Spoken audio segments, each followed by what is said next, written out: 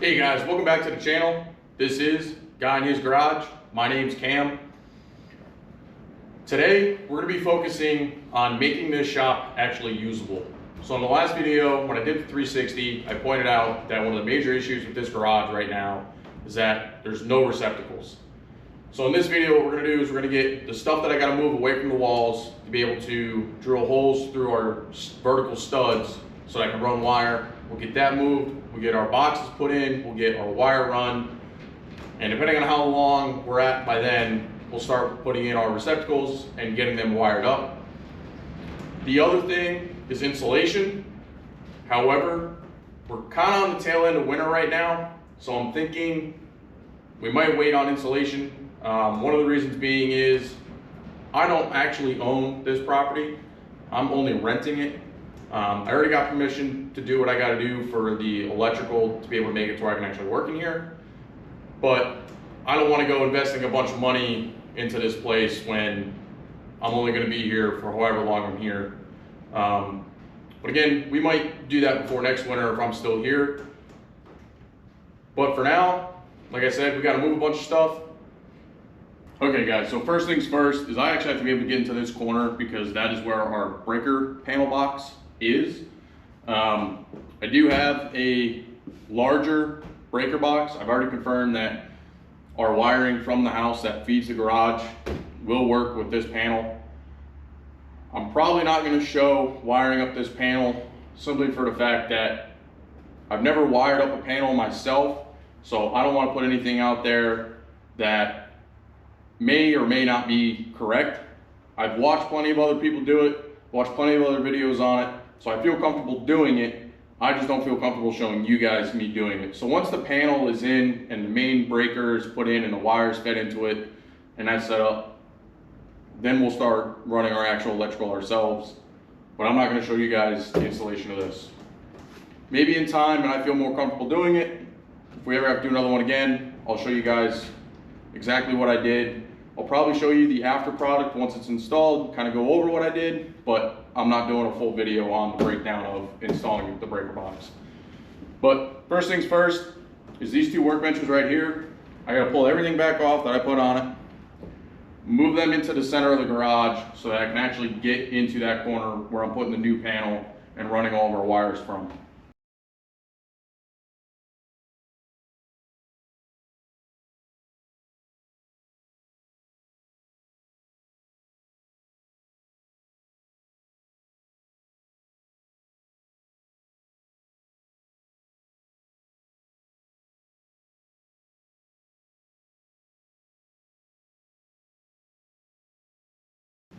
Okay guys, so you can see now we have good access to the current panel. So what I'll do is I will now actually shut our one breaker that we do have off. Again, all that feeds is an outlet that our garage door is plugged into. So what I'll do is I'll remove the faceplate, go into the house, kill the main breaker, come out, test it to make sure that it is dead, that there's no power in this box. And then I'll remove this box, do whatever I got to do to our studs and put in any extra braces that we need for the new panel. So I'll show you guys me taking this down and testing it just so you guys can kind of see if you're looking to figure out how to test something. That's pretty easy to do. Okay guys, it's actually the next day. Yesterday I went to go get my pack out, which has a lot more of my electrical tools for doing electrical work like this, out of my truck, and it started downpouring, so I decided not to do it. So it's the next day. Yesterday we turned off our only breaker in this box, so now I'm going to remove these 4 screws, which will take off our base plate. We'll take out our tester, double check that the panel is or isn't hot. Then what we'll do is we'll go in the house, kill the main breaker to this panel in the house, retest it to make sure that it was correct. As long as there's no power in this box, we'll go ahead and start disconnecting the feed to this panel and getting it removed. Okay guys, so I got our screwdriver. You'll actually notice that this screwdriver is coated and it's got this yellow tip. This is a Milwaukee screwdriver, but this one is actually specifically for doing electrical work. Only the very tip is bare metal. This is to try to help prevent you from grounding it out and causing yourself to electrocute yourself. I'm not saying you have to have it, but I highly recommend them. So we're just going to take off our screws. That's all right.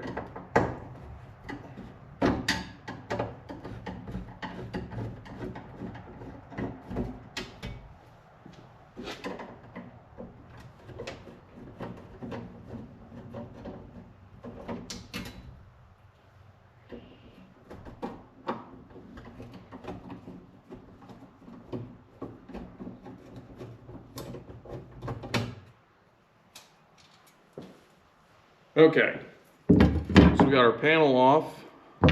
Now what we'll do is we'll grab our tester and we'll test the actual box.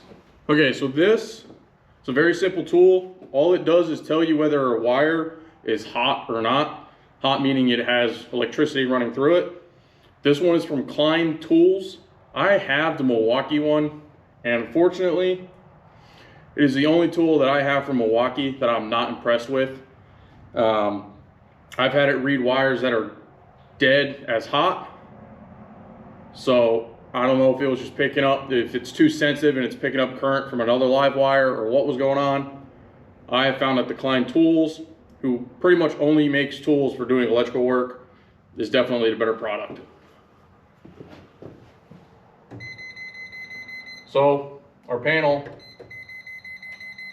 is hot right now.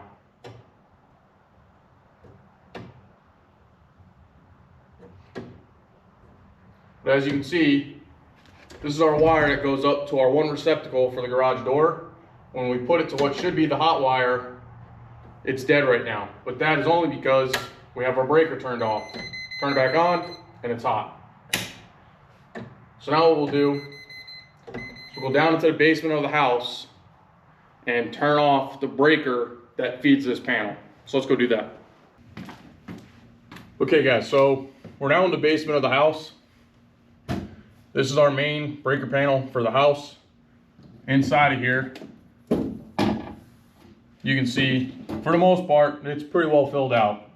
There's only 3 blanks in here. This is our main breaker to where the feed that's coming from the pole that comes to the house, that feeds this panel, goes to this 200 amp breaker. The breaker we're looking for is this one right here. This is a 50 amp breaker. So what we'll do is we'll turn that off. So now there shouldn't be power in the breaker panel inside the garage. The other thing to note, this is our main panel. The panel in the garage is what's called a sub panel. Just to give you guys some more terminology here. Again, I'm not a licensed electrician. Do this at your own risk. I'm not telling you guys this is exactly how to do it. Again, I'm not licensed. I just feel comfortable enough doing this because I've worked around electrical components enough that I feel comfortable doing it. So now we'll go back into the garage and test our sub panel out there and make sure that it's dead, and then we'll start removing it. Okay, I didn't even make it out to the garage. When I went upstairs and went to walk through the kitchen, I noticed that the time on the stove was off, which tells me that this 50 amp breaker isn't for the garage. It's for the stove upstairs.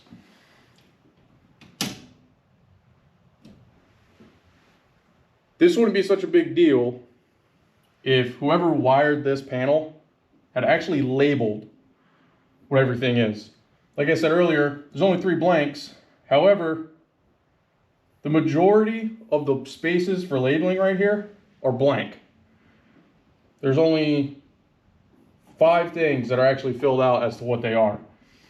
So now we get to play my least favorite game of what breaker does what. Would have been really nice if they had labeled this better.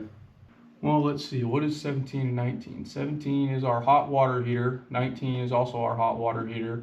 21 is our water pump. And 18 is our sub pump. And then 29 down here says that it is our basement heater. Okay, this ought to be fun, guys. So there is something else we can do, is we can actually remove the face of this panel and open it up and look for the same gauge and coloration of wires that feeds the garage inside this box. So I think that's what I'm gonna do to try to help eliminate playing guessing, turning on and off all these brakes and figuring out what does what. So I'm gonna go get the screwdrivers to be able to do that, and then I'll bring you guys right back. Okay guys, so went out, got our screwdrivers. So now we'll remove these 6 screws, pull the face off the panel, and see if we can locate our breaker. Unfortunately, this panel has been painted over a minimum of twice, because inside the actual latching mechanism, I can see yellow paint, which is not what this room is at all. And then somebody painted over it again with this odd color gray. And because of that, our latching mechanism is actually seized. And there's a bunch of paint inside the screw heads.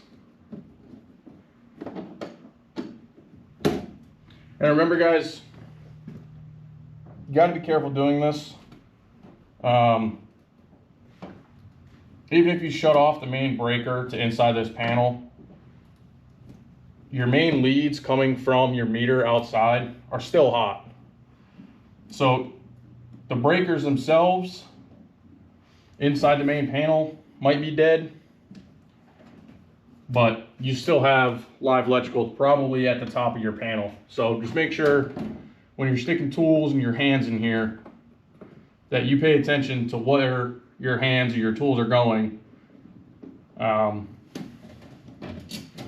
Electricity is not something to mess around with. It can kill you. It can cause some serious nasty burns. So again, if you're not comfortable working with electricity, don't do it. Electricians are licensed and trained on how to do this stuff. They know what to and not to do. So if you don't feel comfortable doing it, leave it to a professional. Okay.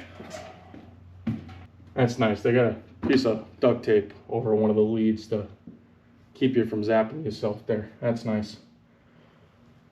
Okay. So I'm kind of guessing here because I'm assuming, based off of the garage being a sub panel, that it's going to have one of the larger breakers in this box.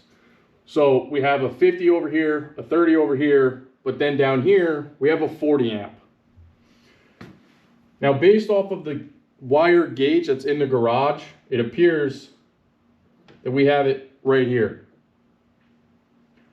So my assumption is that this 40 amp breaker is what's feeding our garage. So what I'm going to do now, guys, is I'm going to shut this breaker off. We'll go out to the garage, test our sub panel, and see if it's dead or hot. Okay guys, so turn our tester on. And as you can see, we're getting a green light. Green light means that there's no electricity running through that wire. So right now, our panel out here is completely dead. There's no power coming in to our sub panel, which tells me that that 40 amp breaker is what's feeding the sub panel. So now what we'll do is we'll disconnect everything inside the sub panel. We'll remove the one of what should be 2 screws that are holding the sub panel in, and then remove these 2 2x4s because the new sub panel that I have actually fits inside of our studs. So we'll get moving into that.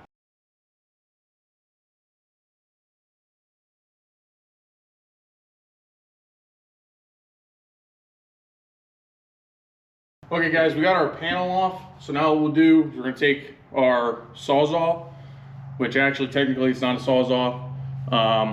Sawzall is actually a brand, I believe. Technically it's called a reciprocating saw, but I'm just gonna call it a Sawzall because that's what everybody calls it. And what we'll do is we'll cut in between the stud and the 2x4 because it's nailed in. So we'll cut those nails. We'll probably actually end up reusing these, but they're gonna go vertical to support our upper and lower where our new panel will screw into and hold it. So again, our goal is to go in between the stud and the 2x4, just along right in here where those nails are, so we can cut them and then still be able to reuse these. And I'm honestly tired of fighting this. I don't have my staple gun here. Fortunately, that got left in Virginia. So I'm going to do that. We'll staple that on there later, but that's out of our way.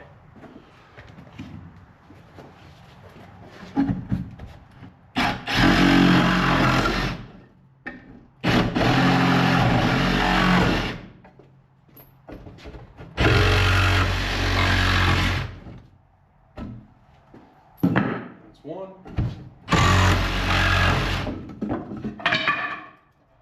That's two.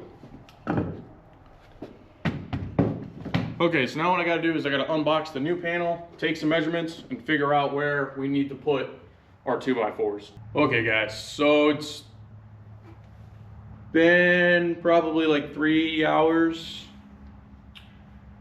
And when I went to go put this panel up in between our studs, I realized that I made an oopsie.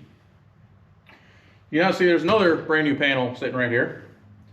Reason being is because the main panel and the sub panel are in two different structures, I need to have a main breaker.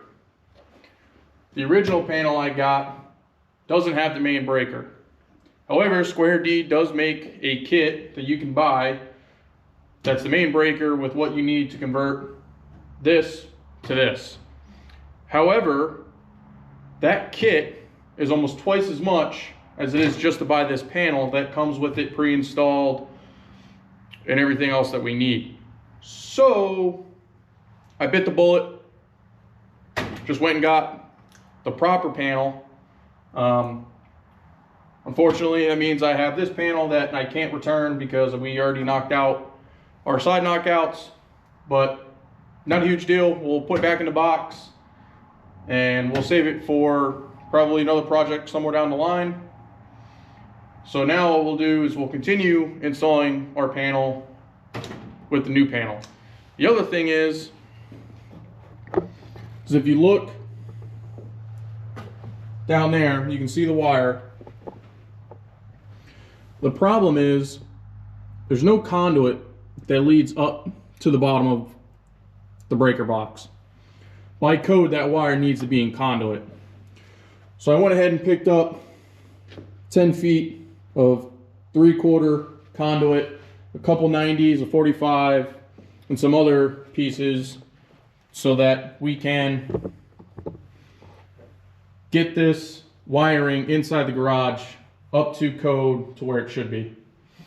So I'm gonna go ahead and start installing this panel in between our studs and getting our conduit worked in.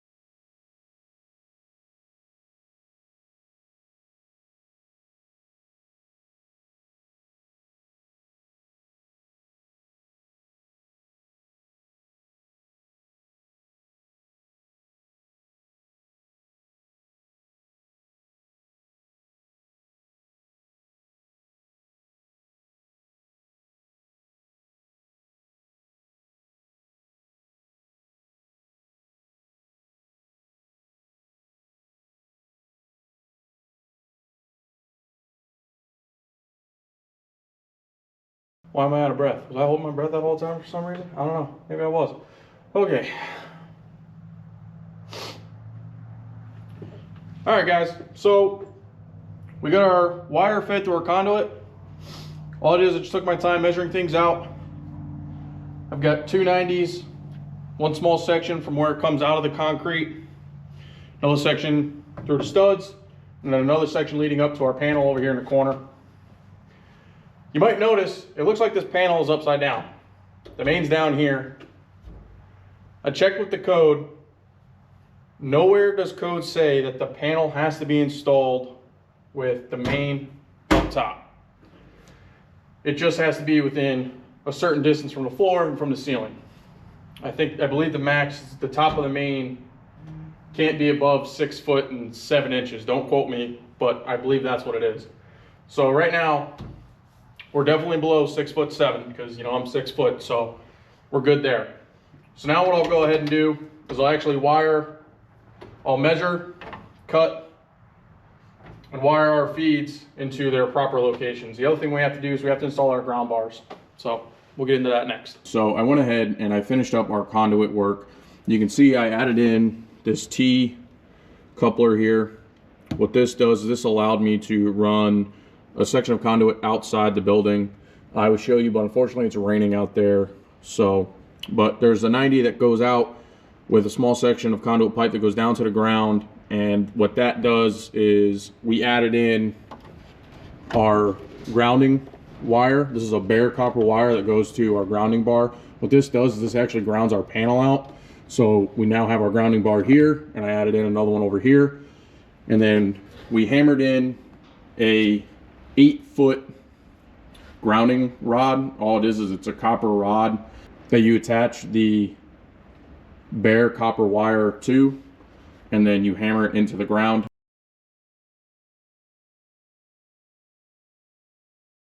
Unfortunately, when I got down to about 7 feet, we must have hit a really large rock because I was wailing on it with a 10-pound sledge and it wasn't moving anywhere. You could actually feel it vibrating.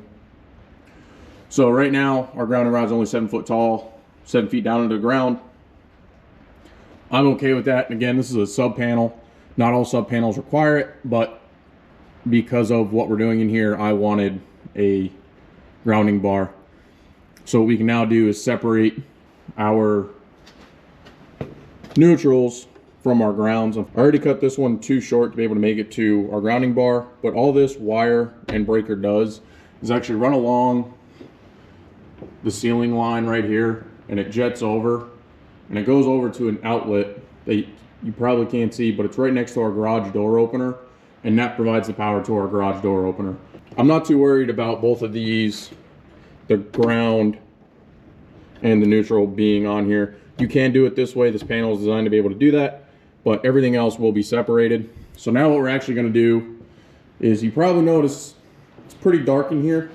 I have one of my Milwaukee light towers going. However, our first thing is we're actually going to be putting in a box for dual light switches. So we'll run our power from the panel up along the ceiling, bring it down into a box here, and we'll put 2 switches.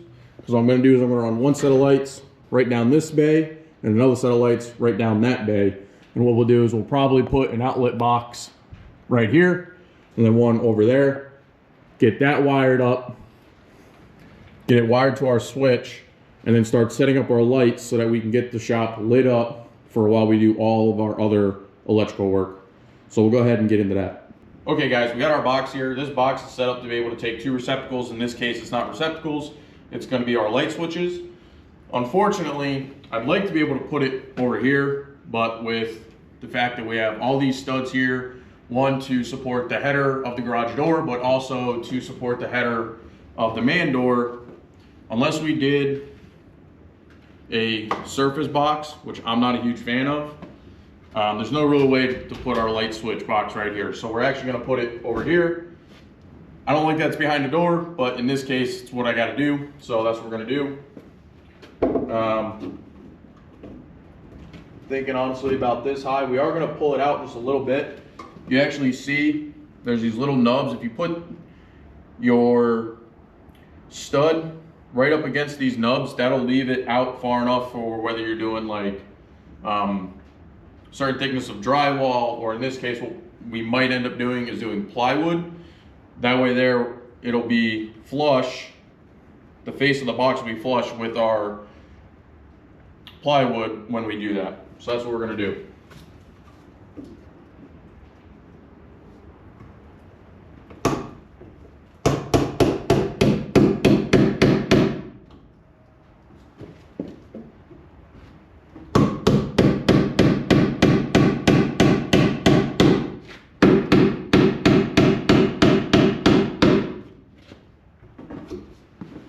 and that's our box.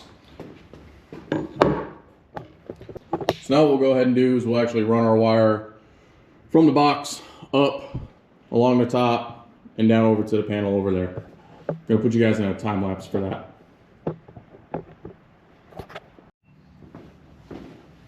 Okay guys, real quick, you probably noticed in the last clip I didn't have this.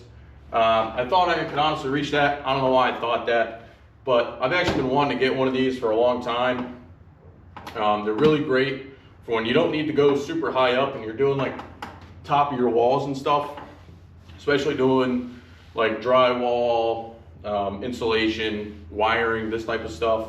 And what's actually nice about this one is it's rated for 375 pounds, and it also actually raises up even higher. So it was like 150 bucks.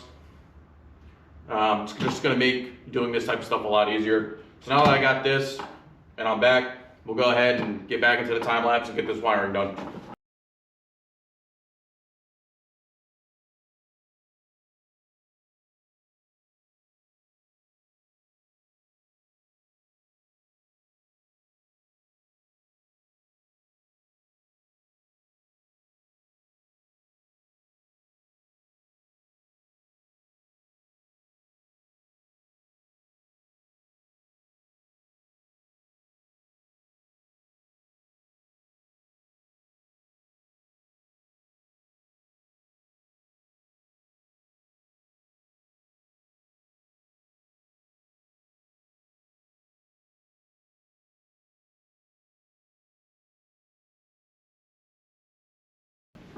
Okay guys, we got our wire run pretty much from right about here all the way over to where our light switch is going to be. So what I'm going to do now is I'm actually going to drill a hole up and through our top.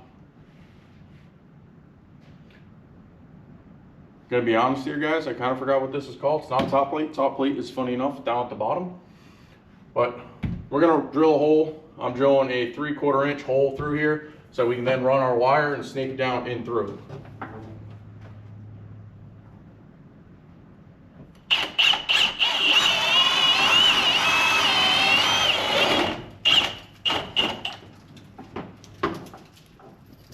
Little sandy.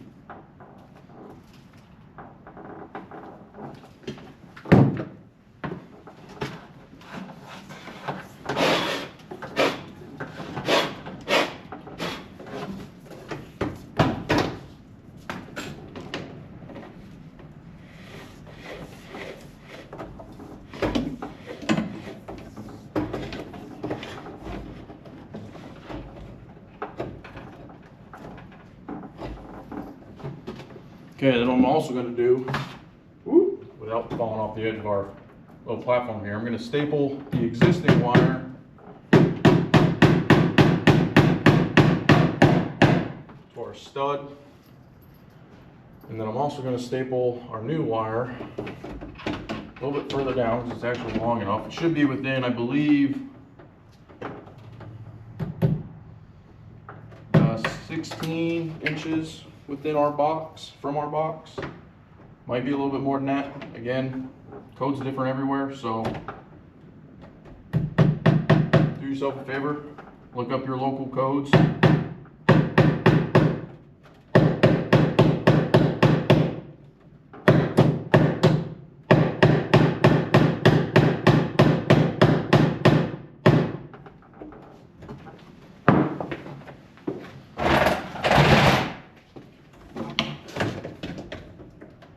Then we're actually going to run this one. I'm actually going to work from the top down, just so that we don't have to run the wires all the way down and fill up multiple spots of our box. So right now, we actually have the panel completely dead. There's no power to our panel because the breaker that feeds this panel in the house is currently turned off. So we don't have to worry about electrocuting ourselves while working in here. So what I'm actually going to do is I'm going to take a 15 amp breaker. Okay guys, we got our 15 amp breaker. It says it right here on the top of our switch. For these particular style, they got these little teeth pieces that lock in over here on this plastic rail. Just goes in like that and then pops right in. Pretty simple. So now what we'll do is we'll take our wire cutters here. All right, so we want to make sure that we have enough wire to be able to, one, get to the breaker, get to our neutral bar, and also our grounding bar. So to be able to do that, our grounding bar is the furthest thing away. So what we're going to do is we're actually going to run it to over here. Our first screw, you probably can't see it too well, is right here. So I'm going to do is I'm going to cut it just a little bit below that.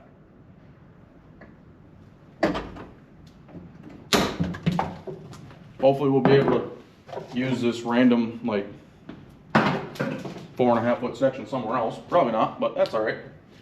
Nothing like wasting copper, aka metal, aka money. Oh well, lesson learned. What we have to do is we then have to strip this coating off of our wires. That can't be in the box per code for whatever reason. Take this paper off of our ground wire without ripping that out of its little holder. Okay, the next thing we're going to do is we're going to run, I like to start with my neutral. So my neutral is going right here to this top little lug. So I bend my neutral up and over. Now I'll loosen this little lug. Stick our ground, technically, in over here. Now, what I don't have set up right now is if you actually look at code and on the labeling inside the panel, there's proper torque specs for every lug inside of your panel. I haven't charged it yet, but I did also pick up, unfortunately the only brand I had was Husky, but this is a torque screwdriver. You can typically find them at Home Depot in the torque wrench section. So you can set this to how many foot-pounds of torque you need and then go back and retighten your screws to make sure that they meet the proper specs per code. But we'll do that at the end. But for right now, that is our first ground wire. And our black is actually going to be our hot, which will go to our breaker. So what I like to do is run it over and see just about where it's going to line up and then cut it a little bit below that.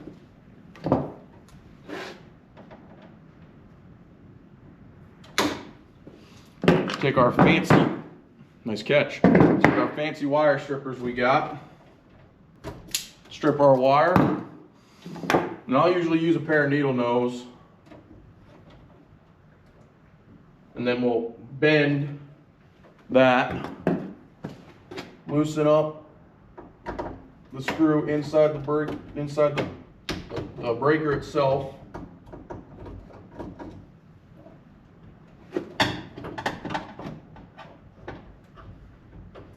Okay, clearly I left this one a little too long. That's all right. Do one of these. Yeah. All right, so now we got that one in there. Try to match our power breaker wire up with our neutral bar here. So for me, the closest lug is right here, right, with slightly above, but just adjacent to our breaker.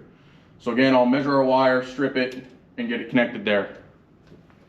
Okay, so that actually takes care of our panel side of the wiring. So now what we'll do is we'll go back over to where the light switch is going to go. We'll run the set of wires up into the ceiling to where our boxes for our receptacles that'll power our lights are going to be. Okay guys, so like I said, we now have our feed from our panel over here to our switch box. So now what we'll do is we'll run another wire from our switch box up along this rafter right up to about the center, which is almost right above you guys. Put in another box, put in a receptacle, and what I am going to do, I was going to have 2 switches here, but I kind of figured this garage is small enough that it being, each side being on its own switch is probably overkill. So to simplify things, what I'm going to do is I'm actually going to swap this box out for a single receptacle box, run a single wire up, and what we'll do is our receptacles actually have the ability, you can daisy chain them. So that's all we're going to do is we're going to wire the main feed to the one box, and then daisy chain it so it feeds the second box for the second row of lights. So I'm gonna head actually real quick and swap this box out, put in the new box, and then we'll run the other wire.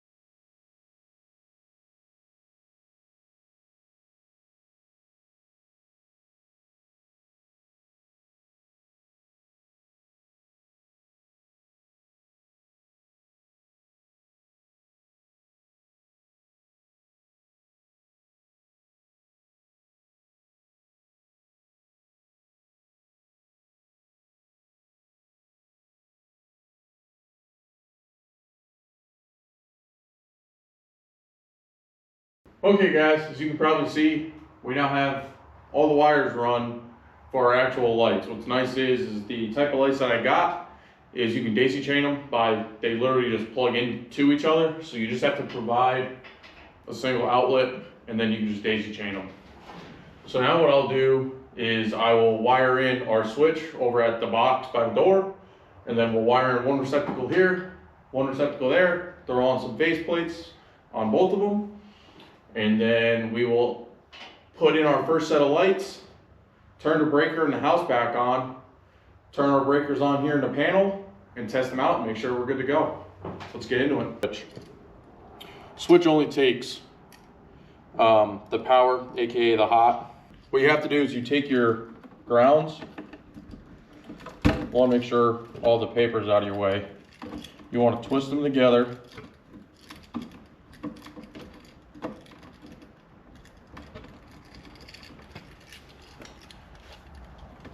And what you do is you cut one of them to be just a little bit shorter than the other one. So like this one, I'm going to cut it about right there. What I'll do is I'll twist the end of this all the way together. What I'll usually do is I'll take like a pair of needle nose, grab both wires, twist them together. Twist the whole, grab the whole thing with the needle nose, twist it, get a nice, good, solid contact on our switch, our neutrals up here. So we'll rotate our little hook downwards.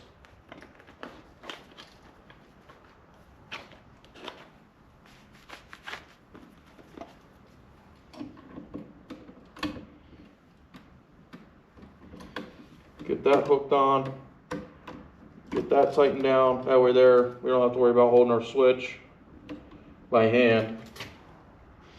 Now what's important here is to make sure that you identify which one is your actual feed from the hot side. So this is the wire that is going back to our panel. So this is the wire that's going to be hot. And what's important about that is what you want to make sure you do, so you wire this to the bottom of your switch.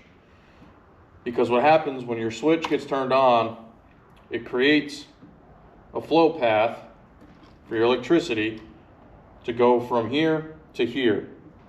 So if you were to wire it to here, it'll be reversed. So when this says it's on, it'll actually be off, and vice versa.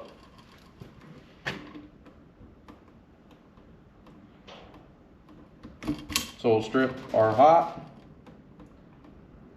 and our hot. And while I'm here, we will strip our neutrals, which what we'll do with our neutrals is we'll take what's called a wire nut. Looks like this. Stick our two ends together.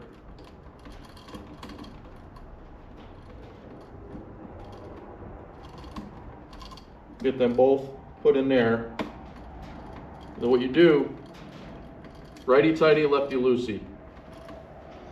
And that takes care of those. So what we'll actually do is we'll fold these back into the box. What I'm going to do is I'm going to fold them down and to the left. because all of our power is going to be on the right. So we have more room on the left side of our box than our right. And then what I'll do is take our needle nose,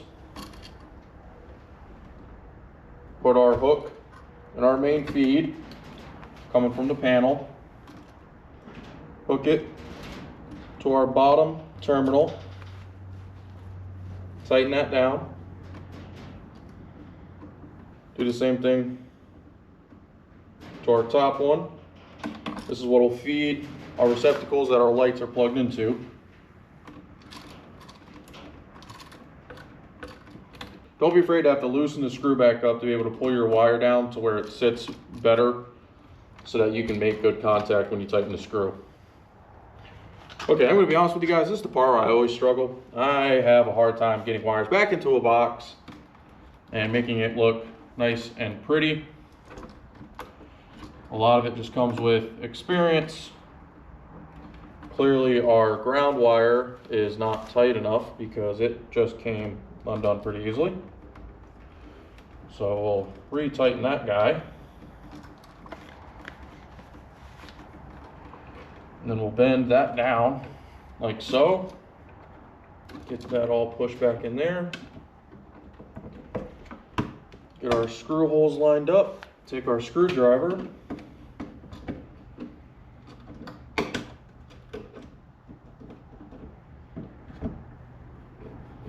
And start tightening our switch down into the box. And just like that, guys, our switch is in. Now, obviously, we could test it by turning everything on, but what I'm going to do is I'm going to wait until we get our two receptacles in and our first set of lights up, and then we will go turn all the breakers on and test out our switch and see if we got lights. Okay, guys, so these are our lights. If I'm being completely honest, this is not what I thought they were gonna look like based on the image from the website. I thought they still like the traditional housing you'd see on a fluorescent light, but apparently not. I mean, they're super lightweight. So how I'm gonna do them is I'm gonna attach them to our joist in line with them, because trying to do it this way, we'd have to add in extra bracing and supporting, and that's just a lot of extra work. So what I'm gonna do is I'm gonna put two screws into the joist 44 inches apart, and then what we should be able to do is put this over it and then just slightly move it over, and that should lock it in. We might try to figure out a different way later on, but for right now, to just be able to get functioning lights in here, that's what we're gonna do. So let's get into it.